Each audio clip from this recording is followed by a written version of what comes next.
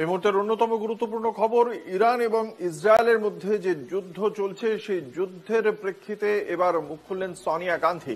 খুব স্পষ্টভাবেই তিনি তার অবস্থান ঘোষণা করেছেন এবং এক্ষেত্রে ইসরায়েলের যে ভূমিকা সেই ভূমিকার নিন্দা করেছেন সোনিয়া গান্ধী। বিশদে জানবো, এই বিষয়ে আমাদের সঙ্গে রয়েছেন আমাদের প্রতিনিধি বাসব রায়।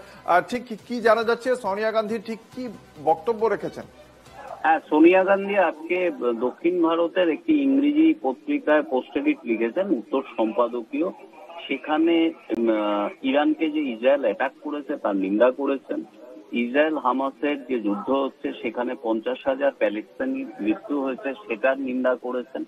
এবং এই মুহূর্তে ইরানের যে অবস্থা এবং ইসরায়েলের যে অবস্থা, সার্বিকভাবে মধ্য এশিয়ার যে অবস্থা, সেখানে ভারত সরকারের করণীয় কি, ভারত সরকার কি করেছে তার একটু সমালোচনা করে সোনিয়া গান্ধী ব্যর্থহীন ভাষায় লিখেছেন যে গাজায় ধ্বংসলীলা এবং ইরানে ইসরায়েলের একপক্ষীয় আক্রমণে নয়াদিল্লির নীরবতা আমাদের আমাদের মানে ভারতের নৈতিক ঐতিহ্যের পতন, এটা লিখেছেন সোনিয়া গান্ধী।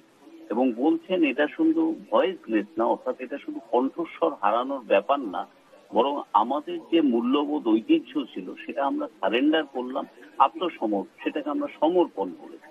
তারপরে লিখছেন যে এখনো দেরি হয়ে যায়নি, ভারতের উচিত স্পষ্ট কথা বলা, সংবেদনশীল পদক্ষেপ করা এবং সব ধরনের কূটনৈতিক উপায় কাজে লাগানো। কি কাজে লাগানো?